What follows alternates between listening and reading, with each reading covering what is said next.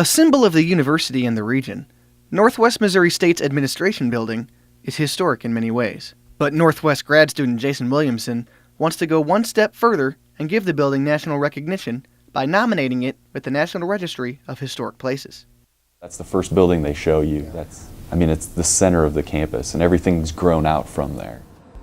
Nottoway County has 5 standing structures on the National Registry: the Caleb Burns House, the Possum Walk Hotel, the Frank Newby House, the County Courthouse, and the Thomas Gahn House. But when it comes to registering the administration building, Northwest President Dean Hubbard has mixed feelings. I believe in the notion of preserving historical buildings. As a society, I think that's a good thing. The Gahn House is on the historic registry, and we're proud of that, and that's a good thing. The only downside is that if you want to do major renovation, you have to get their approval, and with the Gahn House, somebody had to come all the way from Jefferson City and go over all the plans and all of this. So we have major renovation of the administration building plan. I would want to talk to our architects on that. I know they're nervous about it. If it's on the registry, then how would they constrain what we do, and what would be the cost implications of that? We don't plan to change the outside of the building. Right. If they register it based upon the exterior of the building, and then fine. Done any research? Williamson, however, sees no excuses.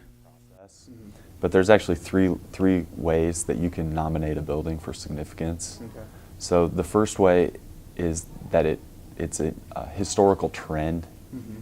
The second way is if it's linked with a historical person. And then the other one is architectural. And I'd say that typically for administration buildings of that time period, it's a Gothic style, which really isn't typical, but that's not what I'm writing it about. I'm writing it about the fact that its influence in education in Northwest Missouri. The owner of the building can still make as many changes as they want to on the building.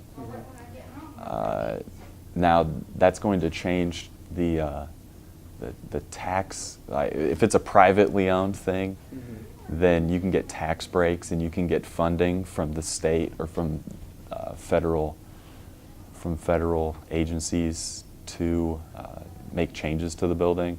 Obviously, that's not a problem for a state-run university because everything's given by the state, and so.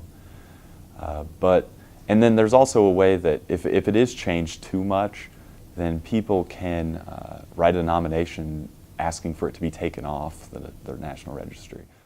Reporting for the Northwest Missourian and NWMSUnews.com, I'm Dominic Giannetti.